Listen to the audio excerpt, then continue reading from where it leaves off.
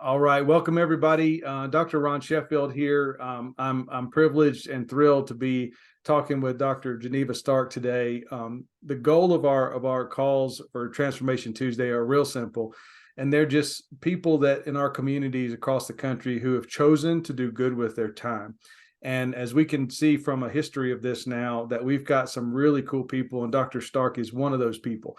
She's making a decision to do good with her life and to support people in so many ways that I wanted to make sure that she had exposure. We could talk to her and learn from her and understand, how do you make those decisions? How do you do good with your life? What do you do? So let me read a little bit of an intro here, and we'll ask Dr. Stark some questions. Dr. Geneva Stark is the director of the Nystrom Center of Excellence in Education and clinical assistant professor in the Iliad, that's the University of Louisville, since March of 2020.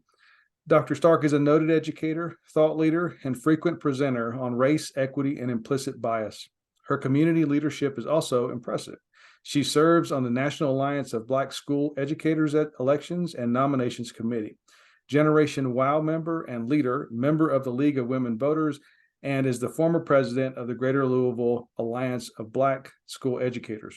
Dr. Stark holds a PhD in educational leadership and policy from the University of Louisville. Of course she does. Nobody's shocked by that. Now, this is the most important part of it. There's two more statements here. Dr. Stark works tirelessly to assist everyone around her as an active champion for fairness and equity, and I can attest to that personally. So I'm very proud to have her here. But this is the most important part of this entire thing. P.S. She is an avid New Orleans Saints fan, but we still love her. Please welcome my colleague, Dr. Geneva Stark. So welcome, Dr. Stark. We really appreciate it. Thank you. Thank you for joining me. Yes, I am a Who Dat fan for life. I wake up a Saints fan, and I will go to bed a Saints fan, win or lose. But I am indeed happy to be here to join Transformation Tuesdays. Thank you so much. Thank you so much. So, I've just got some series of questions here to ask you, Dr. Stark, and they're really, an informal view of your world. How do you see the world? How do you, interact with the world? And so that we can learn from you, we can understand, when you make these choices and choose to do good with your time, how do you go about that? So that's kind of the premise of what we're doing today. So I'll kick us off. If you could, please elaborate on what experiences have led you to your current career. Well, I will say first, again, I was born in New Orleans, Louisiana, born and raised there. And I had the opportunity to see leaders, especially with New Orleans being about 65–70% African American, to see leaders of color, in leadership roles growing up. And so that was something that was near and dear that I was used to and accustomed to. But also, I had the opportunity to run track and field for the New Orleans Super Dames Track Club. And that provided me an opportunity to run in Madison Square Garden at the indoor national championships and the outdoor national championships in California and all the states in between that. And with that experience, it gave me an opportunity to be able to see the world and to be able to see how people live. Yeah, and also make choices on how I want to live, and so that was very, very important to me. But also seeing individuals that that couldn't do a lot of different things. And sometimes people cast them aside as a result of that. And we have a system of looking at what people can't do as opposed to what they can do. I was an adaptive physical education teacher in New Orleans for 7 years. And with that means physical education for special needs students. And they were just becoming mainstream into schools in the public school system. And as a result of that, that was a big transformation for me because I began to look at people for what they could do as opposed to what they can't do. And working with those individuals provided me the sensitivity to be able to see people differently, and also as a person, not only professionally, but also personally, and I began to look at people from a growth mindset as opposed to a deficit mindset. And with that became my motto about looking at what you can do as opposed to what you can't do. And as a result, that I continued to go on, and I became from adaptive physical education to health and physical education in Louisville, Kentucky. And then I'd say my goal was that in looking at what was happening in education, if you want to be a part of the solution, then you have to be at the table. So I began my administrative career because, again, I knew that my thought processes were good, my heart was in the right place. And so I just needed the education to make it happen. So I became an administrator, an assistant principal for 2.5 years. Then from there, I moved to a high school principal for 8 years. The hardest job, in a school system is a high school principal. I And believe. from there, went to central office, worked in human resources. And again, looking at trying to help people, trying to support individuals, recruitment, professional development, and also I was, for a number of years, I was over the substitute teacher center. And I saw many people coming in who had degrees from all over, from various places. And I gave them the encouragement to say that I don't want you to be a substitute, especially those young people, for a lifetime. You have skills, you have talent. What can I do to help and support you? So many of those individuals went on to become teachers and administrators at that time. So using the gifts that were given to me to be able to pour into other individuals. One of Muhammad Ali's favorite quotes is, service to others is the rent that we pay for our room here on earth. Service to others. So the goal is, who are you pouring into? Yeah. And because someone poured into us, because none of us are where we are today without someone providing a lift. So the question becomes, who are you pouring to? Are you reaching back? And so from human resources, then I went to the Diversity, Equity, and Poverty Department, where I had the opportunity to work on the racial equity policy for Jefferson County Public Schools, one of only a few school systems in the country that have a racial equity policy. And I asked a question to them because I'm always asking questions that is not just about certified staff, teachers and administrators. What about the classified staff, the bus drivers, the cafeteria workers, the maintenance people who see kids every day? Who is speaking to them? So consequently, that became my role. That, oh, good idea. So I began the professional development, for not only certified staff but also classified staff, and that was very, very good for them, and for myself to be able to, again, to stay in tune to what was going on with them. And then from there, um, I retired from Jefferson County Public Schools in that role, and came to University of Louisville, because in the life today is not about retiring, it's about transitioning. And so I still had a lot to give, still wanted to give and wanted to make an impact in the world today. And so that's led me to here where I am today. And also, again, as Dr. Sheffield indicated, the various organizations that I belong to, it's about giving back, and making an impact and helping those individuals to see what they can't see, and I believe in some days we have to lean on each other. Some days we have to lift, and so there's a lean and a lift, and all of us have been in one of those roles or in some of those roles at various times, leaning or lifting. And we have to be mindful that sometimes people need to lean on us, and sometimes we need to lift others as well. So as a result of that, that's what brings me to where I am today, um, because of my commitment to not only education, but to the world itself, to make the world a better place, one person at a time. Dr. Stark, thank you so much. That was I've been taking notes here, by the way, just because I want, I literally, I'm writing down your words, and you just fulfilled why I wanted to talk to you and why I wanted the world to hear you, because you've used words like growth mindset, can do, helping people, supporting us, equity, giving back. These are internal things, right, for people, and you can choose to act on them, and you do. And so I'm so grateful that you're here, because this is, I literally have been writing this down because it helps all of us to make a better decision whatever, when that moment comes, because you're right. You sometimes, and I also wrote this one down, lean or lift, right? You're absolutely right. So thank you for that. That's wonderful. One of the things that's kind of going to my next question here is continuous learning. Education and continuous learning are crucial, as we know, because this is what we do all the time. How do you continue learning? And would you mind elaborating on one learning event that transformed you, if you could, if you can think of one? Well, and again, I believe in continuous education, and I do that by being engaged. You have to be engaged in the process, and I'm engaged in K-12, higher ed, in the community, and that engagement comes in, and also the legislation that's happening.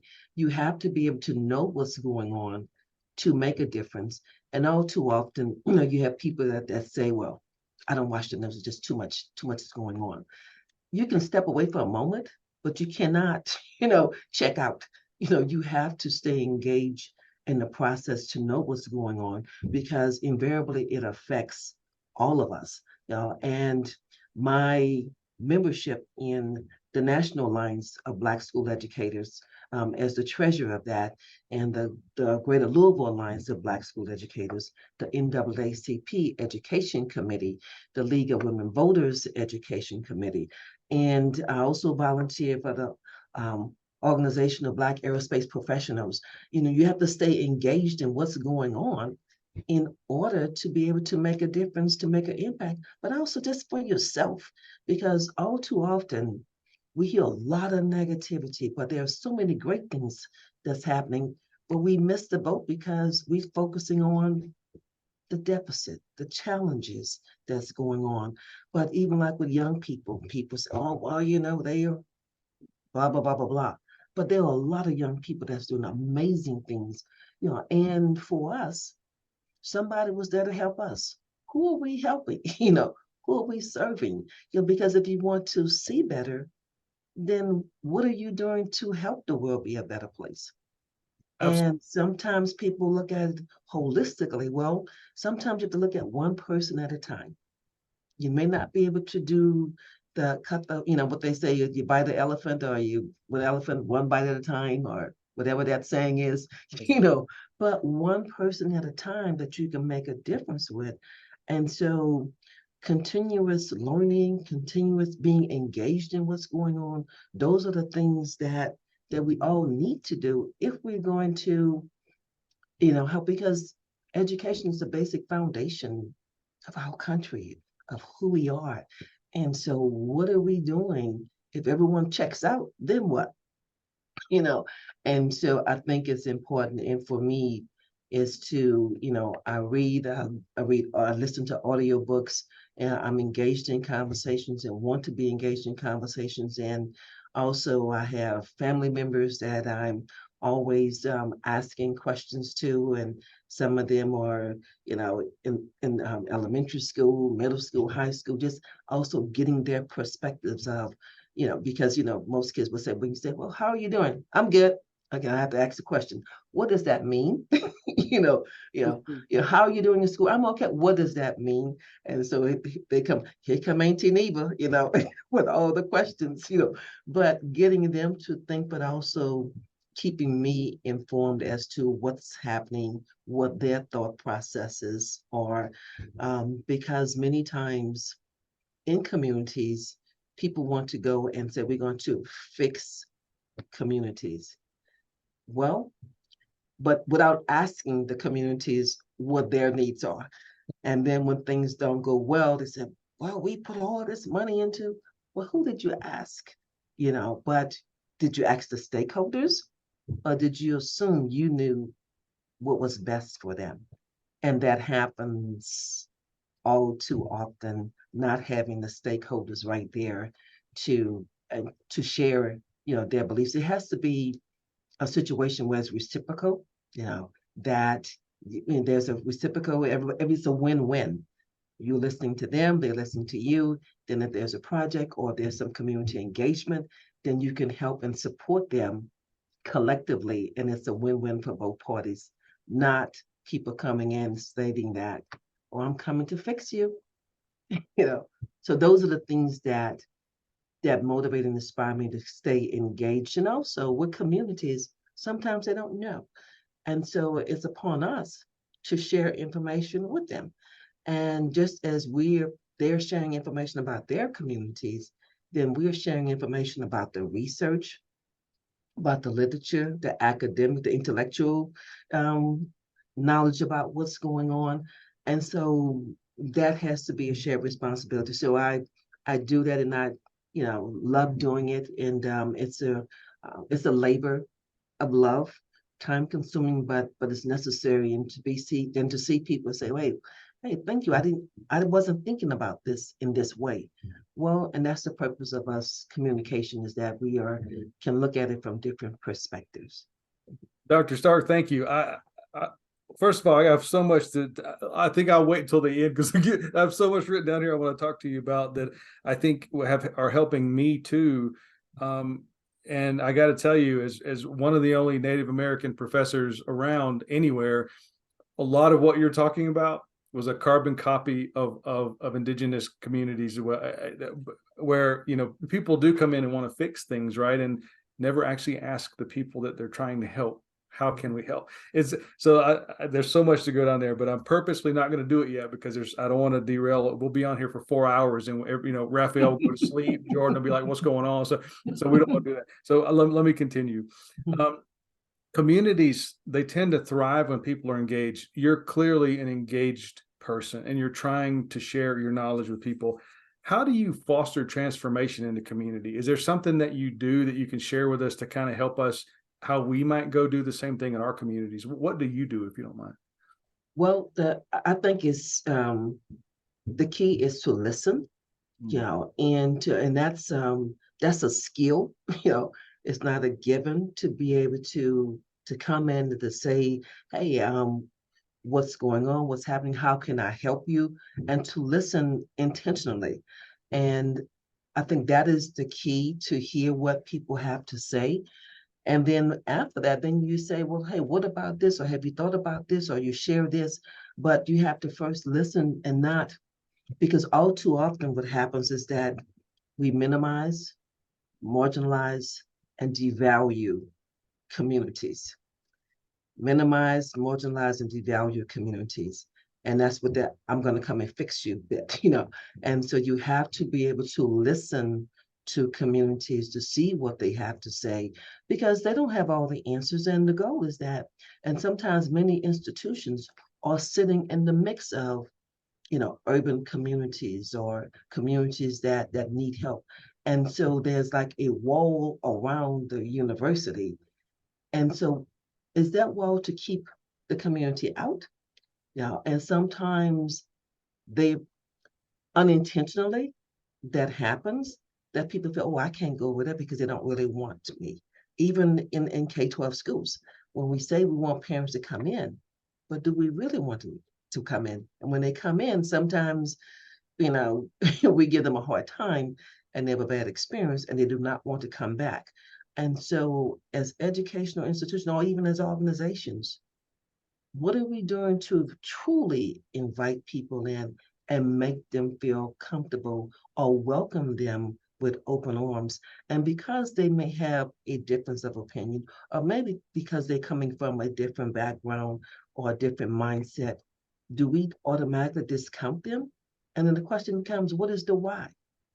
Because none of us are perfect. We all have some deficits somewhere, And so, why do we treat other people that way when there's a difference of opinion? We have to be able to, again, listen with the intent to understand. Yeah. Thank you. Excellent. Inviting the community in is a big one. That may be, I know the words are simple, but that is an act that doesn't happen. I appreciate you saying that, because inviting people to have the conversation means that when they get there, you can't control the narrative, right? The narrative is what it is. And if you attempt to control that narrative, what you could end up with is a one view discussion, right? One perspective. And it's not a discussion, it's just a lecture at that point, right? It's not a conversation. So that's wise. Thank you for that. That's it is important to have that exchange and allow the guest, because they are your guests, to come in and to be able to share their perspectives of what they want, what their feelings are, what they're thinking, or what their needs are. Yeah, and what they intend to listen to understand where they are. And so that's yeah, that is very, very important. And listening is a skill. Yeah. Mhm. Thank you. Thank you so much. Thank you. Thank you. Uh, how do you think this act of continuous improvement will inform your future? What do you see your future happening? How do you keep this going is where I'm trying to go. Because there's always a roadblock, there's always a something slowing you down, stop. That's always there for all of us. So how do you keep that moving forward? Can you share any of those thoughts? And I tell you, there have been many obstacles along the way, many challenges, and um, because it's something that I'm passionate about and I'm committed to, and I asked the good Lord to lead and guide me, and also, and I say, you've given me gifts to love and to serve. Remove the distractions so I can be able to do your work. And I say that, you know, um, and I live because there are going to be distractions, and there have been distractions. And as a Black female, it has been many, but it's like, I'm not going to let that stop me from doing the work that I've been put here to do. And and sometimes you're going to have a pity party, but you brush yourself off, or you shake it off, and you get up again and you keep moving because you have work to do. And so that's what keeps me going. And um, there have been two people. I know you asked the question about there was a book, a movie, a novel, but there have been two people that um, have been very instrumental in my drive, my commitment, and my passion, for life, and for being an advocate for those individuals who do not have a voice or who have been silenced, so to speak. My mother was one, and I'm one of 8 children, and I'm number 7. And my father died when I was 5, um, heart disease. And so as a result of that, I mean, I have to admire her for she's my shero for her resilience. We had our own home. We didn't have to pack up and move from place to place. And she provided stability. We had what we needed. Um, we had food, we participated in activities, we had what we need. And so, and I think about it as an adult, man, how did she do that?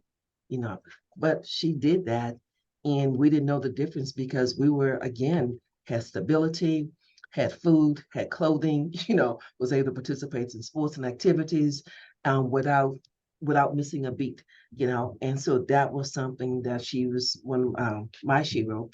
And then my track and field coach, his name was, and by the way, my mother was named Geneva as well, so she named me after her. Oh. you know, yeah. And it's not Geneva Junior, just Geneva. And my track and field coach, his name was Edwin Joseph, and he was not only a track and field coach, but he was also an educator. So as we crossed the country competing in track and field, there were many times where racism was clear, was glaring, and he talked to us and he educated us that um, you don't let anyone define you, who you are. You keep moving, you keep shaking. You can cry right now, but you cry those little tears, and then we're going to keep on moving and being able to have that intestinal fortitude to be able to keep going. And he was a man who was passionate about his work, still is, and he would feed the homeless, give them the clothes off his back, and he's still someone that's near and dear